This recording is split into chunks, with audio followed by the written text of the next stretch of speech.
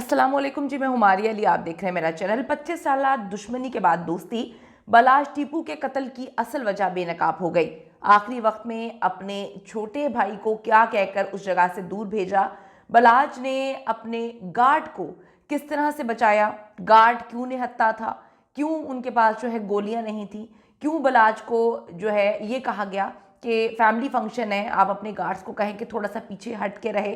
Selfie लेने कोई और आया और जो कातिल था उसको इशारा किया गया, उसने मौके का फ़ायदा उठा के फायर कर दिया। आखिरी वक्त में साथ खड़े दोस्त ने हकीकत बयान कर दी। एक अफसोसनाक वाक़या पेश आता है संडे को, जहाँ पर एक पढ़ा लिखा नौजवान जो कि अपनी ज़िंदगी में पसंद नहीं कर रहा था कि दुश्मनियाँ चलनी चाहिए, दुश्मनियों की वजह से आप घर में भी महफूज नहीं होते, इंटरव्यूज़ देता था, अपने भाइयों को पढ़ाया, अपने बच्चों को जो है वो अच्छी तरबियत देने की कोशिश कर रहा था और इन सारी के सारी दुश्मनियों को ख़त्म करते हुए किस तरह से आगे बढ़ रहा था। कौन था जो उससे इतनी खार खाता था, कौन था जो अपना ही सांप मौजूद था, उसने आस्तीन में सांप पाले हुए थे, उनमें से वो कौन सा ऐसा सांप था जिसको ये हजम नहीं हो रहा था कि बालाज जो है अपने दोस्तों से तो दोस्ती निभा ही रहा है, दुश्मनों को भी दोस्त बनाना शुरू हो गया है। मैं ये दुश्मनी ख़त्म करने आया हूँ। अमीर बालाज टीपू के ये अल्फाज जो हैं सिर्फ अल्फाज नहीं थे बल्कि हकीकत थे। बालाज ने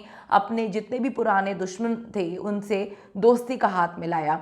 उनके पुराने दुश्मनों में इसरार बट से उन्होंने सुलह कर ली थी। इसके साथ साथ वो सुहेल शौकत बट से भी दुश्मनी को दोस्ती में तब्दील कर चुके थे। अपने वालिद टीपू ट्रकावाला के कातिल गोगी और तीफी बट से वो दुश्मनी बरकरार थी, लेकिन कभी भी उनकी जानिब से ऐसा नहीं किया गया था कि कोई बदला लेने की कोशिश की गई हो। उनके केसेस जो हैं वो अदालतों में चल रहे थे और वो कहते थे कि हमें अपने मुल्क की अदालतों पर पूरा भरोसा है। इन हालात में अमीर बलाज को कत्ल करने का एक बड़ा मोटिव ये है कि टीपू ट्रकावाला के जो केसेस हैं उसकी पैरवी जो है वो रुक जाए। एक बार फिर से दहशत और डर का खौफ जो है, खौफ में इस फैमिली को मुब्तला कर दिया जाए, एक ऐसी हरकत की जाए कि मज़ीद सालों तक फिर जो है ये लोग दब जाएं, ये लोग खौफ का शिकार हो जाएं।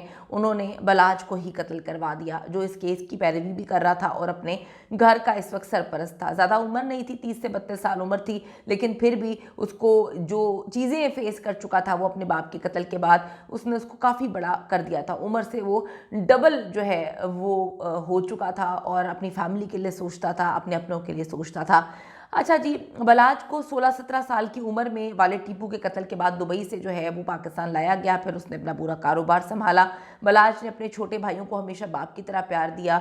उनकी जान महफूज रखने के लिए हर तरह से जो भी कोशिशें वो कर सकते थे उन्होंने की। उनको आला तालीम हासिल करवाई। बलाज टीपू अपने भाई जो मुसब है, जो उनके साथ हमेशा रहता था, शादी में भी मुसलसल साथ था, बारात में भी साथ था, वलीमे में भी साथ था। लेकिन मसला ये था कि बलाज के जहन में कहीं ये बात बैठी हुई थी कि अगर एक गाड़ी में सफ़र करेंगे, कोई कभी खुदा न खास्ता कोई अटैक हो गया तो ये ना हो कि हम दोनों की जान चली जाए। तो वो हमेशा उसको अलग रखते थे। जब ट्रैवलिंग करते थे तब अलग रखते थे, जब किसी इवेंट पे होते थे तो अपने गार्ड्स को इशारा करते थे कि नज़र रखो कोई इसके इर्द गिर्द ना आए।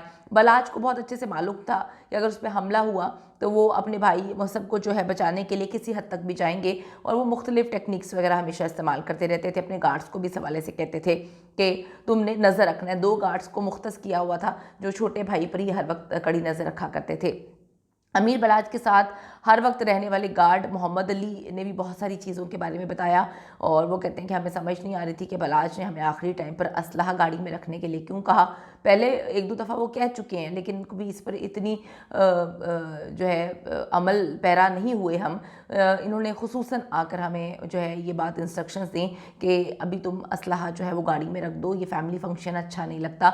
उनको ये बात किसने कही, ये बड़ी एक मिस्टीरियस चीज़ है क्योंकि उन्होंने खुसूसन गार्ड्स को ये बात कही थी। तो ये बात किसने उनके कान में डाली, क्यों कहा गया कि गार्ड्स को थोड़ा सा दूर कर दो, वहाँ पर ये सर्कल में बैठे हुए थे, किसी ने इनको कहा कि गार्ड्स को थोड़ा सा दूर कर दें, ज़रा लोग डर रहे हैं। तो वो कौन था जिसने ये कहानी सुनाई और फिर बलाज ने गार्ड्स को थोड़ा सा दूर हटने के लिए कहा। आखिरी वक्त में बलाज टीपू के साथ मौजूद एक दोस्त के मुताबिक सेल्फी लेने कोई और बंदा आया था और जो कातिल था वो कोई और था। हो सकता है दोनों मिले हुए हों, एक ने तवज्जो हटाई सबकी और जो दूसरा है उसने मौके से फ़ायदा उठाया।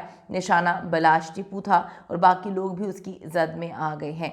जब पिस्टल ने जैसे ही पिस्टल से बलाज को गोलियां मारी गईं, वो पिस्टल सब इंस्पेक्टर शकील ने अपने कब्जे में कर ली थी। शकील बड़ा मिस्टीरियस कैरेक्टर है इसमें, जिसमें बलाज इनको जो है वो चाचा चाचा कहा करते थे।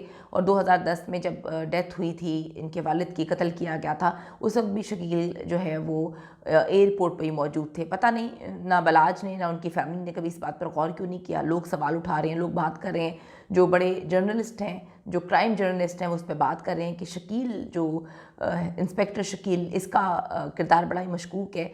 इत्तेफाक यही है कि जब बाप को भी कत्ल किया तब भी वो एयरपोर्ट पे कत्ल की जगह पे जाए वकूआ पे मौजूद थे, और जब बेटा कत्ल हुआ तब भी वो जाए वकूआ पे ही मौजूद थे। और बड़ी मिस्टीरियस चीज़ है कि उनको पिस्टल क्यों दी गई, उन्होंने पिस्टल अपने कब्जे में क्यों की। इंस्पेक्टर शकील भट्ट को भी शामिल तफ्तीश जो है वो किया गया है।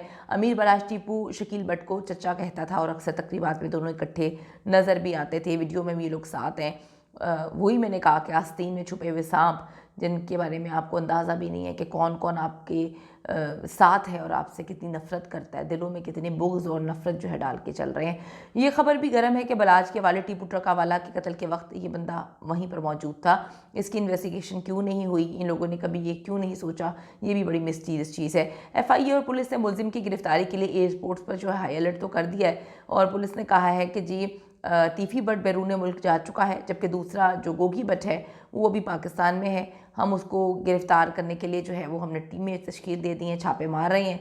और ये भी कहा है कि तीफ़ी को बैरून मुल्क से वापस लाने के लिए भी काम जारी है, जबकि पुलिस बालाज कत्ल केस में 7 मुश्तबा अफराद को अभी तक हिरासत में ले चुकी है। अब बड़ी मिस्टीरियस चीज़ें ये हैं, बड़ी मिस्टीरियस बातें ये हैं कि पुलिस सामने जो है बैठे हुए लोगों को पकड़ नहीं पाती, तो अब आपको लगता है कि वो बाहर से पुलिस जो है इनको पकड़ के लेकर आएगी। 25 साल दुश्मनी इस बंदे ने ख़त्म करने की कोशिश की, लेकिन कितनी अजीब सी बात है कि उस बेचारे को ही ख़त्म कर दिया जो दुश्मनी को बिल्कुल पसंद नहीं करता था। घर का भेदी था कोई जिसने लंका ढाई है। एक गलती थी, ये अमीर बलाज ने किसी ऐसे अपने पे यकीन किया जिसने जो है वो मौके का फ़ायदा उठाया और उसके लिए जगह भी चुनी, उसके गार्ड्स को भी पीछे किया, गन्स जो असलहा है वो भी गाड़ी में रखवाया। उसके बाद बड़ी मिस्टीरियस सी चीज़ है, उसको फोर्स भी किया कि तुम वलीमे पे भी आओ। हालांकि बलाज जो है उसको ये समझना चाहिए था कि अभी मामलात जो है वो थमे नहीं हैं, लेकिन कोई अपना ही था जो उसको कहता गया कि मामलात हमारे कंट्रोल में है और सारी चीज़ें बिल्कुल नॉर्मल है। उसको लगता था कि वो दुश्मनों को दोस्त बना रहा है, अब मामलात ठीक हो जाएंगे, लेकिन उसको ये नहीं पता था कि तीफ़ी भट्ट और गोगी भट्ट जो है उनके दिल में अभी भी नफ़रत है और कोई उनके कान भर रहा है कि बलाज को कत्ल कर दो, बलाज को मार दो। बलाज के ही अपनों में कोई ऐसा अपना था जिसने वो वक्त चुना, वो जगह चुनी और वो सारे के सारे जितने भी करैक्टर्स थे जो इर्द गिर्द थे उनको प्लान करके जो है मामलात को ऐसा किया कि बलाज जो है वो किसी सूरत बच ना पाए। ऑन द स्पॉट जो है उसकी डेथ हो गई थी। पुलिस ने डिक्लेयर कर दिया था कि जी उनकी डेथ जो है वो वहीं पर हो गई थी। पॉइंट ब्लैंक रेंज से उसको मारा गया ताकि वो बंदा बच ना पाए। पुलिस को अपना काम करना चाहिए ताकि पाकिस्तान में मामलात सही रहें और लाहौर में गैंग वॉर दोबारा से शुरू ना हो पाए।